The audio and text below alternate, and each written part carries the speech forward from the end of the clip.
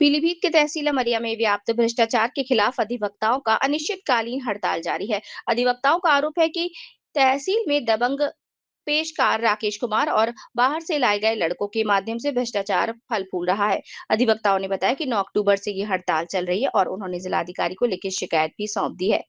DM ने आश्वासन दिया कि ये मामले को गंभीरता से लेकर जांच कर आवश्यक कार्यवाही करेंगे। उप जिलाधिकारी मयंक गोस्वामी ने जानकारी दी कि पूर्व में सभी मांगे मान ली गई थी। अब फिर से एक नया ज्ञापन देकर नई मांगे भी दर्ज कराई गई हैं, जिसके आधार पर संबंधित आदेश दिए जाएंगे। हालांकि प्रशासन का कहना है कि तहसील में कोई भी प्राइवेट व्यक्ति कार्य नहीं कर रहा। यह हड़ताल और भ्रष्टाचार के आरोप गंभीर मुद्दा बन चुके हैं और अधिवक्ता इस भ्रष्टाचार के विरुद्ध सजग होकर कार्यवाही की मांग कर रहा है। क्या तुम्हें लगता है कि इस तरह की लंबी हड़ताल और खुलासे से भ्रष्टाचार पर लगाम लगेगी?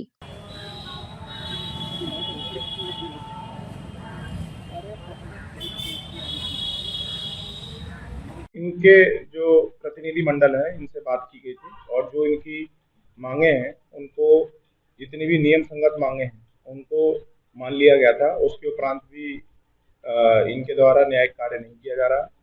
इनके द्वारा एक ज्ञापन जिलाधिकारी महोदय को भी दिया गया था, उसमें जो निर्देश प्राप्त होंगे उसके अनुक्रम में अग्रिम कार्रवाई की जाएगी। अपनी तहसील अमरिया में कुछ ऐसे वर्कर अभी प्राइवेट कार्य कर रहे हैं? नहीं, कोई भी किसी भी पटल पर अभी कोई भी प्राइवेट कर्मचारी काम नहीं कर रहा है। जो सरकारी कर्मचारी हैं वो नियत पटल पर कार्य कर रहे हैं। यहाँ समस्या बहुत भ्रष्टाचार फैला हुआ है। हमारी 9 तारीख से इसी चीज़ की मांग चल रही है। 10 तारीख को अधिकारी साहब ने बुलाया कि आइए वार्तालाप करें, तो हमारे हबीब भाई वहाँ पर गए थे, साथी हबीब भाई और पेशकार साहब राकेश कुमार जी आए। उन्होंने अभद्र व्यवहार किया, घेर लिया, सभी लोगों को बुला लिया, लेखपाल, कानूनगो, तहसीलदार, जितने भी कर्मचारी सब लोग आ गए और हमारे वकील साहब को घेर लिया और उनका अभद्र व्यवहार रहा। यहाँ पर भ्रष्टाचार बहुत है। यहाँ जो है जो डिक्री बने उसमें पैसा दाखिल करो, मुकदमा तब भी पैसा, हर बात पे पैसा चलता है।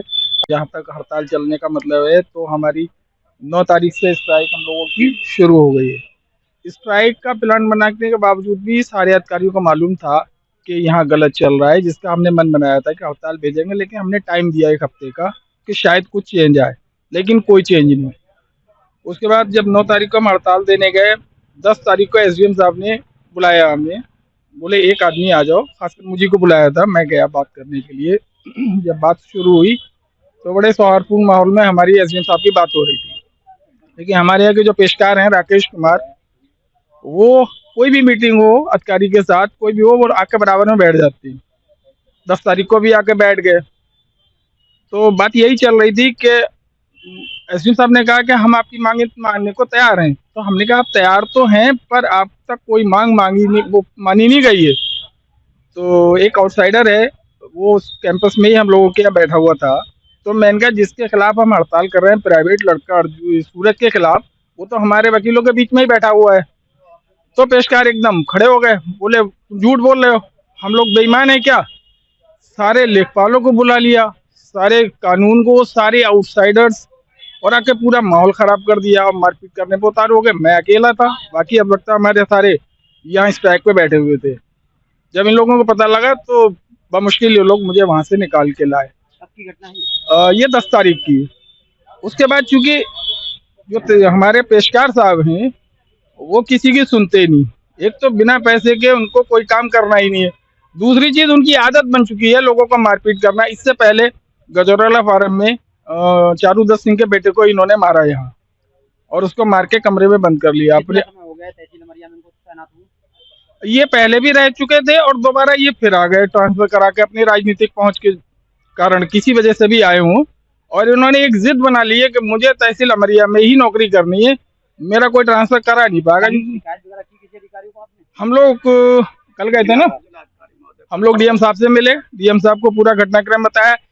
मेरा मकसद ये है कि जितनी घटनाक्रम हुआ वो एसडीएम साहब के चैम्बर में उनके सामने हुआ, और पेशकार साहब जो हैं वो दबंगे के दम पे सारे ऑफिस बंद करने लगे, और हमारे एसडीएम महोदय बैठे हुए।